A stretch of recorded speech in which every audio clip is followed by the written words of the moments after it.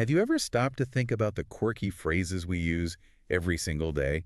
You know, those expressions that don't mean what they literally say, but somehow they just make perfect sense, like saying something goes over like a lead balloon, Right. or that someone's all thumbs. We use them without a second thought, but where do they even come from? Well, today on the Deep Dive, our mission is to take a shortcut to being truly well-informed on the fascinating world of English idioms.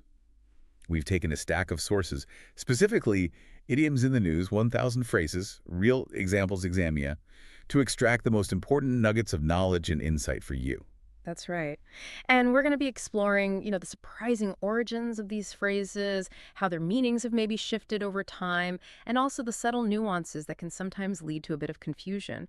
Our goal is really to give you those aha moments so you can truly understand not just what these phrases mean, but why they matter. We want to empower you to spot them, in conversation, in the news, and gain a much deeper appreciation for this living language we all use. Okay, let's unpack this then. It sounds like many of our most common idioms have roots stretching back centuries, often in like literal acts or contexts that are long forgotten now. It's like finding a linguistic fossil. It truly is, yeah. Let's maybe start with phrases that began as very physical, literal descriptions. Take a far cry and far from it. Yeah. Originally, cry actually meant shout. A shout. Yeah, so a far cry was literally a shout over a long distance. So someone was actually yelling across a field, and that was a far cry. Pretty much, yeah. And now it means something totally different, like that example. Carpe Diem High School being a far cry from an old school. It signifies a huge difference, doesn't it? Precisely. It's gone from a physical measurement of distance, you could say, to a qualitative measurement of difference. And its close cousin, far from it, that just means not at all. Like Gina McCarthy's statement that EPA actions were not without controversy, far from it, it emphasizes the not at all. That's a great example, how literal actions just transform into abstract concepts. And speaking of literal actions, if you're all thumbs, you're incredibly clumsy. Yeah. Like someone with, what, 5 thumbs on each hand? It's such a vivid image, isn't it? It really paints a picture. And this one's been around since the 1500s. Wow. And it's interesting, it can apply beyond just physical dexterity. Fortune magazines, for instance, used it to describe someone maybe intellectually struggling, like not knowing which buttons to press. Right, fumbling mentally, not just physically. It's amazing how these phrases paint such clear pictures. Another one that comes from a physical boundary you mentioned, beyond the pale. Yeah. If something is beyond the pale, it's completely unacceptable. This one takes us back to the 1600s, a pale. Yeah. Well, it was actually a fenced-in area, a boundary. A fence, like a picket fence. Sort of, yeah. Or maybe a boundary marker. So if you were beyond the pale, you were outside the boundaries, outside the accepted standards or laws of that area. There was that example with Mike Rice, the Rutgers basketball coach. His actions were described as beyond the pale by Grant Wall back in 2013. Really highlights crossing a severe social boundary. Fascinating. So outside the accepted limits, and sometimes these literal origins are about preparation, maybe, or lack thereof, like having a chip on one shoulder. Oh, yeah. If you have when you're angry, ready for a fight, often there's something to prove, right? Exactly. And that image comes from the 1800s. Apparently, bonds would literally place a chip of wood on their shoulder. Yeah, daring anyone to knock it off. It was like an invitation to fight. Wow. So that literal challenge became a metaphor for, simmering resentment or aggression. It makes you wonder how many playground antics from centuries ago became part of our everyday speech. Another one from a surprising physical origin. Cut and run. This sounds like cowardice, but where does it come from? It's nautical, from sailing ships. Centuries ago, the fastest way for a ship to make an emergency departure, maybe if they were surprised or in danger, was to literally cut its anchor line and just sail away, run. Cut the anchor and go. Exactly. Charles Dickens even used it in Great Expectations back in 1861. It paints such a clear picture of abandoning ship quickly, often implying, cowardice or avoiding confrontation. That's incredible, cutting ties for a quick escape. And sometimes, language can be surprisingly precise. To be in the nick of time means at the exact moment it's needed. I always pictured it as like a close shave. And you're not far off. Yeah. But the nick part is key. Nicks were actually cuts or marks used for precise measurements, like on a tally stick or something. Oh, okay, like notches. Exactly, notches. This usage goes all the way back to the 1600s. So it's about being right on the mark precisely when needed, not just almost. Okay, that adds a whole new layer. Precision. So if someone gives you something, you shouldn't look a gift horse in the mouth. That's about not being ungrateful or suspicious of a present, right? Exactly that. You value a horse, or you used to, by checking its teeth to gauge its age and health. Right. So to do that when it's a gift, well, it implies you're questioning its quality or value, being suspicious. This proverb is ancient, from the 1500s, and it really highlights a timeless aspect of human interaction. How we receive gifts, Don't be critical. It's truly amazing how these bits of history, these literal objects or specific actions, have just been distilled into these powerful, concise expressions that we still use all the time. It really underscores how language isn't just words, it's kind of a living museum of our past. It absolutely is. And what's particularly intriguing, I think, is how many of these phrases aren't static. They evolve, they shift, and sometimes they even flip their original meanings entirely. They reflect cultural changes over time. That's a perfect segue. Let's talk about those surprising meaning shifts then. For instance, 15 minutes of fame. We all know it from Andy Warhol, right, in 1968. Everyone will be famous for 15 minutes. Usually implies fleeting celebrity. It does. That's the standard meaning. But what's fascinating, as the source points out, is how it can also be used almost as an insult. How so? Implying someone is just seeking attention for selfish reasons, grasping for publicity. There was that example of Kardashian's lawyer using it that way. Ah, okay. So a bit cynical. Yeah. And even more intriguing, think about today. With, TikTok and super short video clips, 15 minutes actually feels much longer than it probably did in 1968 when Warhol said it. That's a great point. Our perception of time changes with media, so the phrase itself kind of lands differently now. That's a brilliant observation about how context affects the meaning. And speaking of shifts in perception, jack of all trades. It comes from that longer phrase, jack of all trades, master of none, which sounds negative. Traditionally, yeah, it suggested being okay at many things but not great at any. But today, it's often seen as a positive thing, isn't it? Absolutely. The source mentioned a survey finding 70% positive usage, which is huge. Yeah. It's a perfect example of how our perceptions change. Maybe in today's world, being adaptable, wearing many hats. Maybe that's seen as more of a strength than a weakness, a reflection of evolving values, perhaps. It really is. It reminds me of Steel Thunder. Yeah. Today, we usually mean, drawing attention away from someone else's announcement or achievement. Right, grabbing the spotlight. But its original meaning was much more specific and, frankly, a bit petty. Oh, it was. It's a great story. From the early 1700s, it came from a playwright. A playwright. Yes, who complained that his special sound effect for thunder, which he'd invented, was literally stolen and used in a rival's play. No way. Yes. So originally, it meant using another person's idea or creation for your own advantage, not just grabbing attention generally. That specific nuance of, intellectual property theft is often lost today. That's a huge shift from a specific act of plagiarism, basically, to just general overshadowing. Another phrase that's had quite a journey is lame duck. I always associate it with politics, an official on their way out. And that's its main use now. But it actually started way back in the 1700s to describe a financial investor on the stock exchange who couldn't pay their debts. A defaulter. Oh, a financial term first. Yes. Then, by the 1800s, it jumped into politics to mean a weak or outgoing official. And now it can apply more broadly to anyone who won't be in their position much longer, or even that legislative session after an election, but before the new people take office. That's quite an evolution, from finance to politics and then more general use. It shows how metaphors can really spread. And what about up to snuff? Today it just means good enough, acceptable standard. Pretty much, yeah, meets the bar. But 2 centuries ago, it actually meant very intelligent or sharp. Intelligent? How? It was linked to the stimulating effect of using snuff, that powdered tobacco you inhale. Ah, so taking snuff supposedly made you sharper. Apparently that was the idea. So up to snuff meant mentally alert, clever. It's a classic example of how a term can completely change its core meaning, from signifying high intellect to merely meeting an acceptable standard. Quite a downgrade, really. That is genuinely surprising. I always just assumed up to snuff meant something was, up to par, but never linked it to intelligence or tobacco. It's amazing how many assumptions we carry about language. Speaking of common assumptions, let's clear up the confusion between home in and hone in. People mix these up all the time. Oh, constantly. And crucially, hone in is the mistake. It's very common, but it's technically incorrect. So it should be home in. Yes, home in means to focus on or move directly towards something. Think of a homing pigeon or a missile homing in on a target. It originated from home on back in the early 1900s. Hone, on the other hand, means to sharpen, like honing a blade or honing your skills. Got it. The confusion likely just comes from the similar sound. Easy mistake to make. So you home in on a target, but you hone your skills. Good one to clarify. Yeah. And what about icing on the cake? Usually means something extra that makes a good thing even better, right? Like a bonus.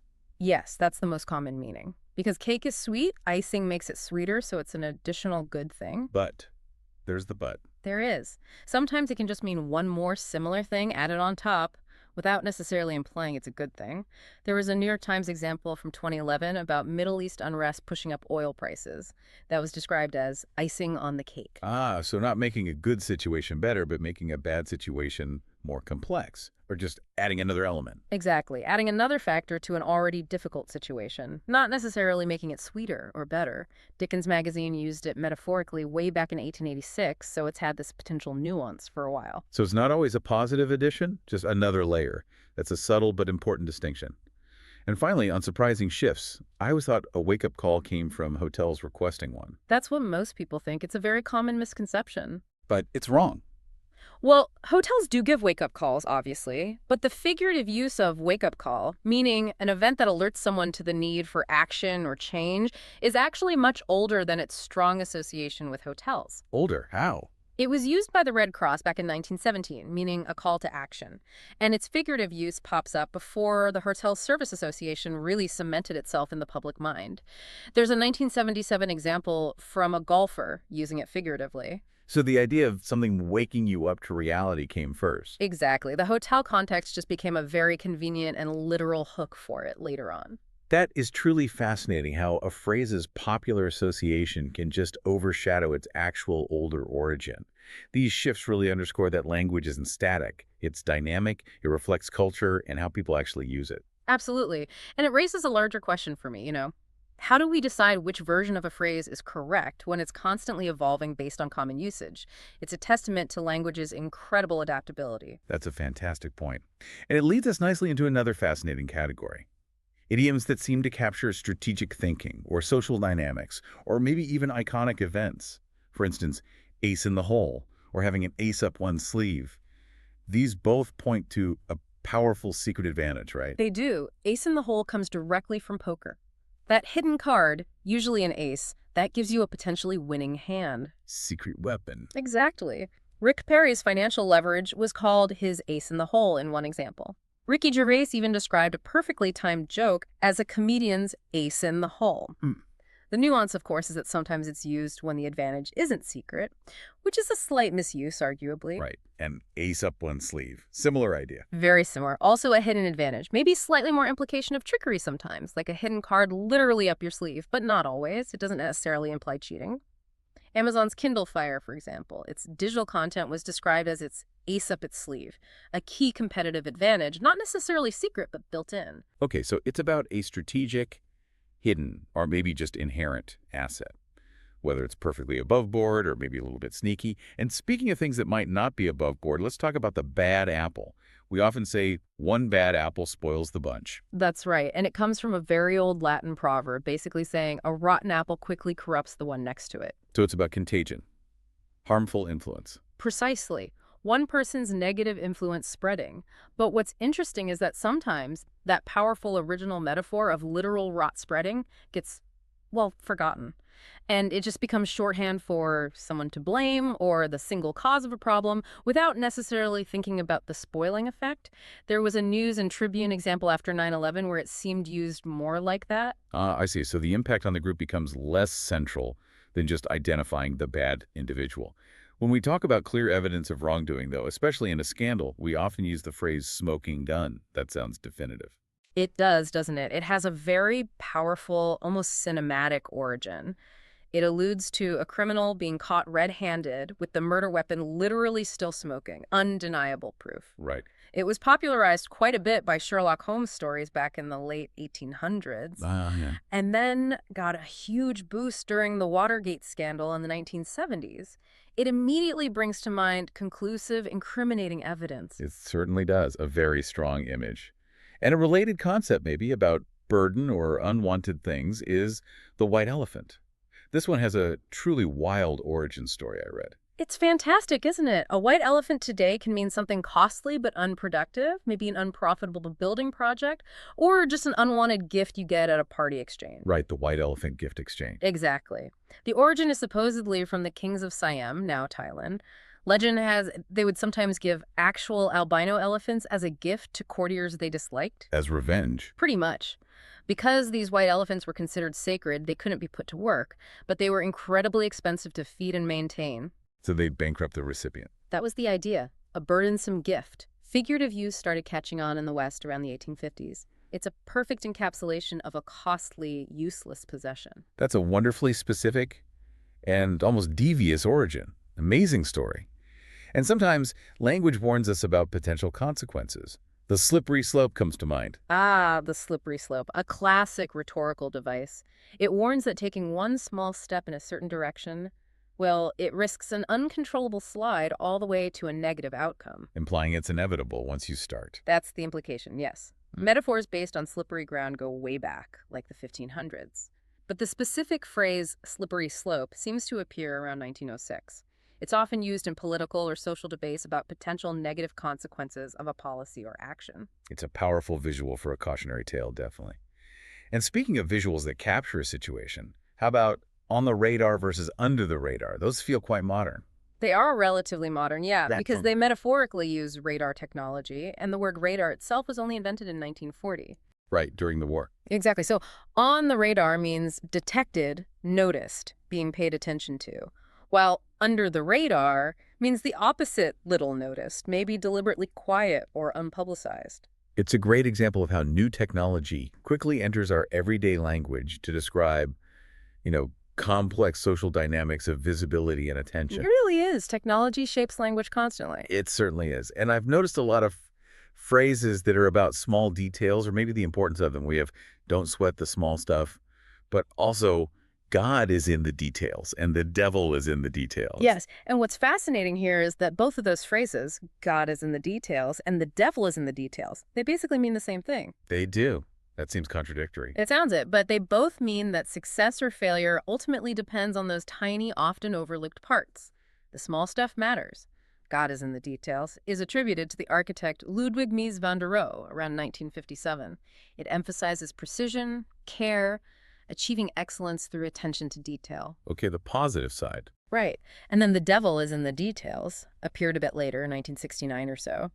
It suggests that problems, complications, things that trip you up, they often hide in the minutiae. Ah, the negative side, the pitfall. Exactly. So it's this beautiful linguistic paradox using opposing imagery, God versus the devil, to convey the exact same crucial message. Pay attention to the details. That truly highlights the power and flexibility of language, using opposites to say the same thing. And finally, if something is a complete disaster, just a total mess, we often call it a train wreck. We do. And when it's not a literal train wreck, thankfully it means a bad or disastrous event. It's often used almost predictively like, this situation is heading towards a train wreck. Right, you see it coming. Yeah. The figurative use of train wreck seems to have started gaining traction maybe in the late 1980s, early 1990s. It offers this really vivid, universally understood image of complete and utter failure or chaos. A very clear, if unfortunate metaphor. So after all that, what does this all mean for you, our listener? Why does knowing this stuff matter? Well, I think understanding these idioms is almost like having a secret key. It helps unlock deeper layers of meaning in everyday conversations, certainly, but also in news articles, even in classic literature. It really is a shortcut to being truly well-informed and, I hope, appreciating the incredible richness and just the sheer history embedded in the English language we use every day. It's truly fascinating, isn't it?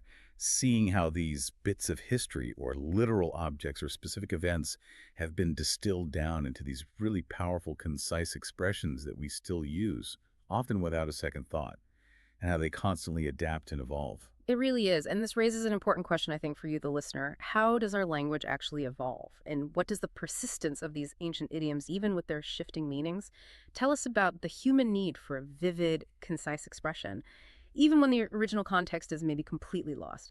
Do you use any idioms that you now realize have a surprising past? And how might that new knowledge change the way you hear them, or maybe even use them yourself? Something to think about.